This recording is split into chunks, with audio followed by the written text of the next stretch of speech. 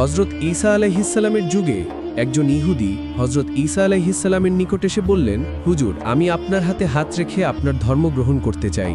ঈসা আলাইহিসসালাম ইহুদির এই কথা শুনে বললেন, তুমি যদি আমার ধর্ম গ্রহণ করো এবং আল্লাহকে ইলাহ বলে স্বীকার করো ও আমাকে নবী বলে স্বীকার করো, তাহলে এটা তোমার দুনিয়া ও আখেরাত উভয় জাহানের কল্যাণকর হবে। অতপর সেই ইহুদি হজরত ঈসা আলাইহিসসালামের ধর্মে দীক্ষিত হলেন।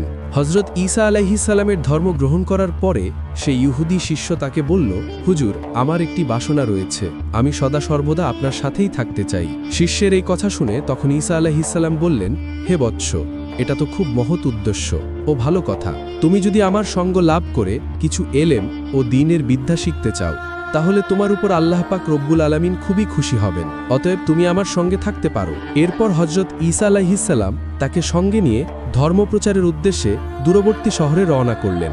অনেক পথ অতিক্রম করার পরে হজরত ঈসা আলাইহিসসালাম একটি গাছের ছায়ায় বিশ্রাম নিতে বসলেন। তারপর ঈসা আলাইহিসসালাম শিষ্যকে বললেন, চলো, আমাদের সঙ্গে যে খাদ্য আছে তা দ্বারা আমরা ক্ষুধা নিবারণ করি। শিষ্য বলল, হুজুর, তাই হোক, এটা অতি উত্তম হবে। হজরত ঈসা আলাইহিসসালামের নিকট একখানা রুটি ছিল, তিনি তাই বের করে খেতে লাগলেন। ইহুদির নিকট ছিল 2টি রুটি। সে ভাবল, যদি নবীর সামনে 2টি রুটি বের করি তাহলে একটা রুটির ভাগ নবীকে দিতে হবে, কেননা নবী সামনে বসে আছে, সে একটি রুটি খাবে আর আমি খাবো 2টি, এটাই বা কেমন দেখায়। অথচ নবীকে অন্য রুটি খানার ভাগ দিতেও শিষ্যের মন চাচ্ছিল না। ঝামেলা না করে একটি রুটি লুকিয়ে রাখল আর একটি রুটি বের করে খেতে লাগল। শিষ্যের নিকট যে 2খানা রুটি ছিল, হজরত ঈসা আলাইহিসসালাম তা জানতেন, তাই তিনি তার শিষ্যকে বলল, তোমার আরেকটা রুটি কোথায়? ইহুদি শিষ্য বলল, হুজুর, আর কোথায় পাবো, আমার নিকট তো শুধুমাত্র একখানাই রুটি ছিল। শিষ্যের এই কথা শুনে হজরত ঈসা আলাইহিসসালাম আর কিছুই বললেন না। তার সাথে তিনি আবার পথ চলতে লাগলেন। পথ চলতে চলতে এক কুষ্ঠরোগীর সাথে তার দেখা হলো। তখন সেই কুষ্ঠরোগী আল্লাহর নবী হজরত ঈসাকে বললেন, হে আল্লাহর নবী, আজ দীর্ঘদিন যাবৎ আমি আক্রান্ত হয়ে পড়েছি। আপনার নাম শুনেছি এবং আপনার সম্পর্কে আমি এটাও জানি যে আপনি আল্লাহর মেহেরবানিতে কুষ্ঠরোগীদেরকে সুস্থ করে তোলেন। আপনি যদি দয়া ও মেহেরবানি করে আমার জন্য আল্লাহ পাক রব্বুল আলামিনের কাছে দোয়া করতেন, তাহলে হয়তো আল্লাহ পাক রব্বুল আলামিন আপনার দোয়ার বরকতে আমার কুষ্ঠরোগ সুস্থ করে দিতেন। কুষ্ঠরোগীর এই আর্জি শুনে হজরত ঈসা আলাইহিসসালাম তার হাতের লাঠি দ্বারা তার শরীরে স্পর্শ করলেন। নবী ঈসা আলাইহিসসালামের হাতের লাঠিখানা কুষ্ঠরোগীর শরীরে স্পর্শ করার সাথে সাথেই কুষ্ঠরোগীটি সম্পূর্ণ সুস্থ হয়ে উঠল। হজরত ঈসা আলাইহিসসালামের সঙ্গে থাকা শিষ্যটি তার এই অলৌকিক মোজেজা সম্পূর্ণভাবে দেখল। এরপর আল্লাহর নবী হজরত ঈসা তাকে জিজ্ঞেস করলেন যে আল্লাহর কৃপায় কুষ্ঠরোগী তার কুষ্ঠরোগ থেকে আরোগ্য লাভ করল, সে আল্লাহর কসম দিয়ে তোমাকে বলছি, সত্যি করে বলো তো, তোমার অপর রুটিটা আমি কোথায় লুকিয়ে রেখেছ? ইহুদি শিষ্যটি এবারও বলল, হুজুর, বারবার আপনি রুটির কথাই বলে আসছেন। আল্লাহর কসম করে বলছি, আমার নিকট মাত্র একখানাই রুটি ছিল, অন্য কোনো রুটি আমার নিকট ছিল না। শিষ্যের এই কথা শুনে হজরত ঈসা আলাইহিসসালাম আর কিছুই বললেন না। তার সাথে তিনি আবার পথ চলতে লাগলেন। পথ চলতে চলতে এক জন্মান্ধ লোক হজরত ঈসা আলাইহিসসালামকে সালাম দিয়ে বললেন, হুজুর, আমি আপনার নাম শুনেছি, আমি আপনার ব্যাপারে অনেক কিছুই জানি। আপনি নাকি জন্মান্ধ রোগীদেরকেও সুস্থ করে তুলতে পারেন। যদি আপনি আমার ব্যাপারে আল্লাহ পাক রব্বুল আলামিনের দরবারে দোয়া করতেন, তাহলে হয়তো আল্লাহ পাক রব্বুল আলামিন আপনার দোয়ার বরকতে আমাকে সুস্থ করে তুলতেন। অন্ধ ব্যক্তির এই আর্জি শুনে হজরত ঈসা আলাইহিসসালাম তার হাতের লাঠি দ্বারা তার চোখে স্পর্শ করলেন। নবী ঈসা আলাইহিসসালামের হাতের লাঠিখানা অন্ধ ব্যক্তির চোখে স্পর্শ করার সাথে সাথে সে ব্যক্তির দৃষ্টিশক্তি ফিরে পেল। হজরত ঈসা আলাইহিসসালাম এবার তার শিষ্যকে জিজ্ঞেস করলেন যে আল্লাহর দয়ায় অন্ধ লোকটি তার দৃষ্টিশক্তি ফিরে পেল, তার শপথ করে তোমাকে বলছি, সত্যি করে বলো তো, তোমার অপর রুটিখানা তুমি কোথায় লুকিয়ে রেখেছ? ইহুদি শিষ্য আবারও বলল, হুজুর, আল্লাহর কসম করে বলছি, আমার নিকট মাত্র একখানাই রুটি ছিল, অপর কোনো রুটি আমার নিকট ছিল না। আল্লাহর নবী হজরত ঈসা আলাইহিসসালাম এবারও কিছুই বললেন না। কিছু দূর এগিয়ে গিয়ে হজরত ঈসা আলাইহিসসালাম পথিমধ্যে এক মৃতদেহ দেখতে পেলেন। আল্লাহর নবী হজরত ঈসা আলাইহিসসালাম সেই মৃতদেহের গায়ে তার লাঠিখানা বুলিয়ে স্পর্শ করে বললেন, কুম্বি ইজনিল্লাহ, হে মৃত, তুমি আল্লাহর হুকুমে দাঁড়িয়ে যাও। সঙ্গে সঙ্গে মৃত লোকটি জীবিত হয়ে উঠল। এবার হজরত ঈসা আলাইহিসসালাম তার শিষ্যকে বললেন যে আল্লাহর কৃপায় মৃত লোকটি জীবিত হলো, তার শপথ করে তোমাকে বলছি, সত্যি করে বলো তো, তোমার অপর রুটিখানা তুমি কোথায় লুকিয়ে রেখেছ? ইহুদি লোকটি এবারও উত্তর দিল, হুজুর, আমার নিকট একখানাই রুটি ছিল, আমার কাছে অন্য কোনো রুটি ছিল না। অপর কোনো রুটি ছিল না। হযরত ঈসা আলাইহিস সালাম এবারও কোনো কথা না বলে আবারও পথ চলতে লাগলেন। কিছু দূর ভ্রমণের পরে তারা দেখতে পেলেন পথিমধ্যে 3খানা স্বর্ণের ইট পড়ে আছে। শিষ্যটি নবী হযরত ঈসা আলাইহিস সালামকে বলল, হুজুর, অনুমতি দিলে ইটগুলি আমি নিয়ে নিতাম। আল্লাহর নবী হযরত ঈসা আলাইহিস সালাম বললেন, আমাদের এসবের দরকার নেই। তুমি কি জানো এই ইটগুলির লোভে পড়ে কত লোক প্রাণ হারিয়েছে? অতএব সাবধান, এই ইটগুলি গ্রহণ করার চেষ্টা করো না, তাহলে তুমিও বিপদগ্রস্ত হয়ে পড়বে। এই কথা বলে হযরত ঈসা আলাইহিস সালাম আবারও পথ চলতে লাগলেন। কিছু দূর এগিয়ে গিয়ে তিনি একটি গাছের নিচে বসলেন। দীর্ঘ সময় সফরের কারণে আল্লাহর নবী হযরত ঈসা আলাইহিস সালাম অনেক ক্লান্ত হয়ে পড়েছিলেন, তাই তিনি সেখানে ঘুমিয়ে পড়লেন। তার সঙ্গে থাকা ইহুদি শিষ্যটি কিন্তু ঘুমালো না। সেখানে বসেই ইহুদি শিশুটি চিন্তা করতে লাগলো, আল্লাহ নবী হযরত ঈসার এই লাঠিতে অনেক কেরামতি রয়েছে। আমি যদি এই লাঠিখানা চুরি করে নিয়ে যেতে পারি, তাহলে আমি এই লাঠি দ্বারা অনেক কিছুই করতে পারব। এই চিন্তা করে লুভি ইহুদি শিষ্যটি আল্লাহ নবী হযরত ঈসা সেই লাঠিখানা চুরি করে সেখান থেকে পালিয়ে গেল। এরপর লোকালয়ে গিয়ে সে জানতে পারল যে দেশের বাদশা কঠিন পীড়ায় আক্রান্ত হয়ে আছে। বহু হাকিম ডাক্তারের চিকিৎসা দ্বারা আরোগ্য হচ্ছে না। এই সংবাদ জানার পরে শিষ্যটি বাদশার দরবারে উপস্থিত হয়ে বলল, আমি বাদশাকে রোগমুক্ত করে দিব, কিন্তু তার বিনিময়ে আমাকে 5000 স্বর্ণমুদ্রা দিতে হবে। তখন বাদশার লোকেরা তার প্রস্তাবে রাজি হয়ে বলল, তুমি যদি বাদশাকে এই রোগ থেকে মুক্তি দিতে পারো, আমরা তোমাকে 5000 স্বর্ণমুদ্রা নয়, বরং এর চাইতে বড় পুরস্কার দান করব। ইহুদি শিষ্যটি তখন হযরত ঈসা আলাইহিস সালামের লাঠিখানা বাদশার গায়ে স্পর্শ করালো, কিন্তু হিতে বিপরীত হয়ে গেল। সঙ্গে সঙ্গে বাদশার মৃত্যু হয়ে গেল। তারপর বাদশার লোকেরা তখন ক্রুদ্ধ হয়ে বলল, তুই তো আমাদের বাদশাকে আরোগ্য লাভ করিয়ে দিতে চেয়েছিলিস, কিন্তু তা না করে তুই তো তার জীবন সংহার করলি। এর জন্য তোকে কঠিন শাস্তির সম্মুখীন হতে হবে। আমরা তোকে ফাঁসির কাষ্ঠে ঝুলিয়ে দিব। ইহুদি শিষ্যটি কিছুই বুঝতে পারল না। সে কিংকর্তব্য বিমূঢ় হয়ে গেল। বাদশার লোকেরা হযরত ঈসা আলাইহিস সালামের সেই শিষ্যটিকে ফাঁসিতে ঝুলানোর জন্য ফাঁসির কাষ্ঠে নিয়ে আসলো। এমন সময় আল্লাহর নবী হযরত ঈসা আলাইহিস সালাম সেখানে এসে পৌঁছালেন এবং তিনি বাদশার লোকদেরকে বললেন, তোমাদের বাদশাকে আমি জীবিত করে দিতে পারি, কিন্তু অপরাধী লোকটিকে ছেড়ে দিতে হবে। বাদশার লোকেরা বলল, ইতিপূর্বে এই লোকটি আমাদের বাদশাকে সুস্থ করে দিতে চেয়েছিল, কিন্তু সে তা না করে আমাদের বাদশাকে মৃত্যুর দুয়ারে ঠেলে দিয়েছে। এখন আবার তুমি এসে বলছো আমাদের বাদশাকে তুমি জীবিত করে তুলবে। তুমি যদি সত্যি আমাদের বাদশাকে জীবিত করে দিতে পারো, তাহলে আমরা এই লোকটিকে ছেড়ে দিব। এরপর হযরত ঈসা আলাইহিস সালাম সেই লাঠিখানা তার হাতে নিয়ে সেই লাঠি দ্বারা তার শরীরে স্পর্শ করলেন এবং তিনি বললেন, কুম্বি ইজনিল্লাহ, হে আল্লাহর বান্দা, তুমি আল্লাহর হুকুমে জীবিত হয়ে যাও। এবং তার সাথে সাথে বাদশাহ জীবিত হয়ে উঠলেন। তারপর বাদশার লোকেরা ঈসা আলাইহিস সালামের শিষ্যকে ছেড়ে দিল। হযরত ঈসা আলাইহিস সালাম তার শিষ্যদিকে নিয়ে আবার রওনা হলেন। পথিমধ্যে তিনি জিজ্ঞেস করলেন যে, আল্লাহর অসীম কৃপায় তুমি ফাঁসির কাষ্ঠ থেকে রক্ষা পেয়েছ। আল্লাহর কসম করে বলছি, সত্যি করে বলো তো, তোমার আরেকখানা রুটি তুমি কোথায় লুকিয়ে রেখেছ? পাপিষ্ঠ লোকটি তখনও বলল, আরেকখানা রুটি আমি কোথায় পাবো? আমার নিকট তো কেবল একটি মাত্র রুটি ছিল। সেই কথা শুনে হযরত ঈসা আলাইহিস সালাম আর কিছুই বললেন না। তিনি আবার পথ চলতে লাগলেন। পথ চলতে চলতে যেই স্থানে স্বর্ণের 3খানা ইট ছিল সেখানে এসে পৌঁছালেন। তারা দেখতে পেলেন ইট 3খানা সেখানেই পড়ে রয়েছে, কিন্তু পাশে 4টি লোকের মৃত্যুদেহ পড়ে রয়েছে। হযরত ঈসা আলাইহিস সালাম তার হাতের লাঠি দ্বারা মৃত লোকগুলির গায়ে স্পর্শ করলেন এবং বললেন, কুম্বি ইজনিল্লাহ, হে আল্লাহর বান্দা, আল্লাহর হুকুমে তোমরা জীবিত হও। এবং তার সাথে সাথে লোকগুলো জীবিত হয়ে উঠল। এরপর তাদেরকে জিজ্ঞেস করলেন, হে আল্লাহর বান্দারা, বলো তো তোমাদের কি জন্য মৃত্যু হয়েছিল? তাদের মধ্য থেকে একজন বলল, 3খানা ইট আমরা 4 জনে ভাগ করে নেওয়ার জন্য সিদ্ধান্ত নিয়েছিলাম। তারপর একজনকে কিছু খাদ্য কিনে আনার জন্য বাজারে পাঠিয়েছিলাম। সে খাদ্য কেনার জন্য বাজারে চলে গেল। আমরা পরামর্শ করলাম আমাদের সঙ্গীটি ফিরে এলেই তাকে হত্যা করব এবং 3খানা ইট 3 জনে ভাগ করে নিয়ে যাব। অপরদিকে আমাদের সঙ্গী আমাদের 3 জনকে হত্যা করে একাই 3খানা ইট নিয়ে যাওয়ার জন্য খাদ্যের মধ্যে বিষ মিশিয়ে এনেছিল।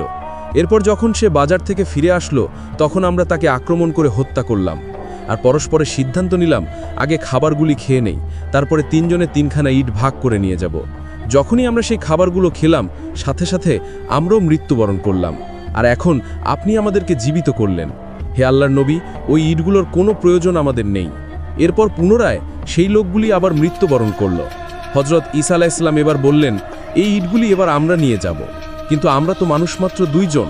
তাহলে আমাদের যার নিকট 2খানা রুটি ছিল সেই 2খানা ইট নিয়ে যাবে, আর যার নিকট একটি রুটি ছিল সে নিবে 1খানা। তখন পাপিষ্ঠ ইহুদি ইটের লোভ সংবরণ করতে না পেরে বলল, হুজুর, আমার নিকট 2টি রুটি ছিল, এতদিন পর্যন্ত আমি আপনাকে মিথ্যা কথা বলেছি। এই দেখুন, আমার নিকট একটি রুটি এখন অক্ষত রয়েছে। তখন হযরত ঈসা আলাইহিস সালাম ক্রোধ কণ্ঠে বললেন, ওরে দুর্ভাগা, ওরে হতভাগা, আমার স্বর্ণের ইটের প্রয়োজন নেই, এগুলি তুই নিয়ে যা। কিন্তু জেনে রাখিস, এই জঘন্য লোভের ফলে তোকে বিপদের সম্মুখীন হতেই হবে। তখন হযরত ঈসা আলাইহিস সালামের শিষ্য ইটগুলি পেয়ে খুশিতে আত্মহারা হয়ে গেল। সে আল্লাহর নবীর কথাকে কোনো গ্রাহ্যই করল না। ভাবল, কিসের আবার বিপদ? ইটগুলি বিক্রি করে আমি খুব শীঘ্রই ধনী হতে পারবো, আর তখন কে আমার নাগাল পায়। সুতরাং কাল বিলম্ব না করে পাপিষ্ঠ ইহুদি ইট উঠিয়ে নিতে উদ্যত হলো। এমন সময় এক ভয়ঙ্কর বজ্রপাত তাকে আঘাত করল। সে আঘাতে সেখানেই তিনি মৃত্যুবরণ করল। আর এভাবেই বিশ্বাসঘাতক ইহুদির অতি লোভ ও আল্লাহর নবীর সাথে বেয়াদবি ও মিথ্যা কথার ফলাফল ভোগ করল। বর্ণিত আছে, একবার ঈসা আলাইহিস সালাম তার কিছু সঙ্গী সাথীকে নিয়ে নসরিবিন শহরে অভিমুখে রওনা করলেন। যথাসময় তিনি ওই শহরের উপকণ্ঠে এসে তার অনুসারীদেরকে লক্ষ্য করে বললেন, তোমাদের মধ্যে মজবুত ঈমান ও এমন সাহসী ব্যক্তি কে আছে যে রাজ্যের মধ্যে ঢুকে আওয়াজ দিয়ে বলতে পারবে, আল্লাহর নবী হযরত ঈসা আলাইহিস সালাম আগমন করেছেন, তোমরা সকলে এসে তার কাছে খাঁটি ধর্মে দীক্ষিত হও। আল্লাহর নবী হযরত ঈসা আলাইহিস সালামের এই কথা শুনে ইয়াকুব নামে এক ব্যক্তি বলল, হে আল্লাহর নবী, আমি এই বিষয়ে রাজি আছি। আপনি শুধু আল্লাহ পাক রব্বুল আলামিনের কাছে আমার জন্য দোয়া করুন। আমি এই দাওয়াত আমি সহ এর আদিবাসীদের কাছে পৌঁছে দিব। আপনি শুধু আমার জন্য দোয়া করবেন। ইয়াকুবের এই কথার পরে ও সামাউন নামক দুইজন ব্যক্তি বলল, হে আল্লাহর নবী, আমরাও আপনার এই দাওয়াত শহরের আদিবাসীদের কাছে পৌঁছে দিতে চাই, আমাদের জন্য আপনি দোয়া করবেন। এরপর তারা তিনজনে শহরের অভিমুখে রওনা হলেন। তখন হযরত ঈসা আলাইহিস সালাম বললেন, ইয়াকুব, এখন অবশ্য সকলের আগেই আমার নির্দেশ পালনে প্রস্তুত হয়েছে, কিন্তু আমার মনে হচ্ছে যে সে আমাকে সকলের আগেই পরিত্যাগ করবে, কিন্তু তোমাদের সম্পর্কে তদ্রূপ ঘটবে না, যার ফলে তাকে যথেষ্ট বিপদে লিপ্ত হতে হবে। ওদিকে আল্লাহর নবী হযরত ঈসা আলাইহিস সালামের তিনজন দূত নসরুবিন শহরের মধ্যে ঢুকে একই স্থানে উপনীত হলো। সেখানে পৌঁছে সামাউন তার দুইজন সাথীকে লক্ষ্য করে বলল, তোমার শহরের ভিতরে প্রবেশ করো, সেখানে লোকজনকে ডেকে আল্লাহর নবী হযরত ঈসার আগমনের সংবাদ দাও। আমি এখানে অবস্থান করি, তোমাদের উপর যদি কোনো বিপদ উপস্থিত হয় তাহলে আমি তোমাদেরকে উদ্ধার করার চেষ্টা করব। তার প্রস্তাবে রাজি হয়ে ইয়াকুব ও তুমান শহরের দিকে অগ্রসর হয়ে একই স্থানে উপনীত হলো এবং তাদেরকে ডাক দিয়ে বলল, হে নসরুবিন শহরের আদিবাসীরা, আল্লাহর নবী হযরত ঈসা রুহুল্লাহ তোমাদের সরল ও সঠিক পথ দেখানোর জন্য তোমাদের শহরে আগমন করেছেন। তোমরা সকলে এসে তার ধর্মে দীক্ষিত হও। যদি তোমরা তার ধর্মে দীক্ষিত হও এবং আল্লাহকে ইলাহ বলে স্বীকার করো এবং তাকে নবী বলে স্বীকার করো, তাহলে দুনিয়া ও আখিরাত উভয় জাহান তোমাদের জন্য কল্যাণকর হবে। বলা বাহুল্য যে নসরুবিন শহরের বাদশা ছিল কাফের ও প্রজারাও ছিল কাফের। যখন আল্লাহর নবী হযরত ঈসা আলাইহিস সালামের দূতেরা তাদেরকে ইসলামের দিকে আহ্বান করলেন, তখন তারা তাদেরকে ধমকের সুরে বললেন, তোমাদের এত বড় স্পর্ধা যে তোমরা আমাদের ধর্ম পরিত্যাগ করো, নতুন এক ধর্মে দীক্ষিত হওয়ার আহ্বানের কথা বলছো? তোমাদের মধ্যে আওয়াজ দিয়ে এই কথাটি কে বলল? তখন ইয়াকুব ভয়ে অস্থির হয়ে পড়ল এবং নিজের কথা অস্বীকার করে সে তুমানকে দেখিয়ে দিয়ে বলল, এই লোকটি এসব কথা বলছে, আমি কিচ্ছু বলিনি, তোমরা যা করার তাকে করো, যে কোনো শাস্তি তাকে দাও। তখন লোকজন তুমানকে ধরে নিয়ে বাদশার কাছে নিয়ে গেল। বাদশা তখন তুমানকে জিজ্ঞেস করল, তোমাদের সেই নবীর ব্যাপারে আমাকে অবহিত করো, কিভাবে সেই দুনিয়াতে আগমন করেছে, তার পিতামাতা কে, তার বংশ পরিচয় কি? তখন তুমান বলল, তিনি আল্লাহর নবী ঈসা রুহুল্লাহ, তিনি পিতা ছাড়া এই দুনিয়াতে আগমন করেছেন, তার জন্ম আল্লাহ পাক রব্বুল আলামিনের এক অপার কৃপা। তুমানের কথা শুনে বাদশা বলল, যে লোকের জন্ম হয়েছে এভাবে, তাকে তুমি আবার রুহুল্লাহ আল্লাহর নবী বলছো? এরূপ কথা কখনো বলবে না। আর এসব কথা বলে তুমি যে অপরাধ করেছো সেই অপরাধ স্বীকার করো। তোমাকে এখনই তওবা করতে হবে। তোমাকে এই বলে তওবা করতে হবে যে জীবনে আর তুমি কখনো এরূপ কথা বলবে না। তুমি যদি তওবা করো তাহলে আমি তোমাকে ক্ষমা করে দিব, আর যদি তওবা না করো তাহলে তোমাকে কঠিন শাস্তি গ্রহণ করতে হবে। বাদশাহী বলার পরে তুমান বলল, দুনিয়ার কোনো প্রতিবদ্ধতা বা ভীতি প্রদর্শন আমাকে সত্য পথে ঠেলে দিতে পারবে না। আমি যা দেখেছি, আমি যা জেনেছি তার বিপরীত কথা বলতে পারি না, বরং আল্লাহ তাআলার সেই সত্য ধর্মের পথেই আমি মৃত্যুবরণ করতে চাই। তোমার বাদশায় বথায় বিন্দুমাত্র ভীতু না হয়ে সে বলল, বাদশা, আপনি আমাকে যা ইচ্ছা শাস্তি দিতে পারেন, কিন্তু আমি জীবন থাকতে কখনো এই কথা ও বিশ্বাস পরিত্যাগ করব না।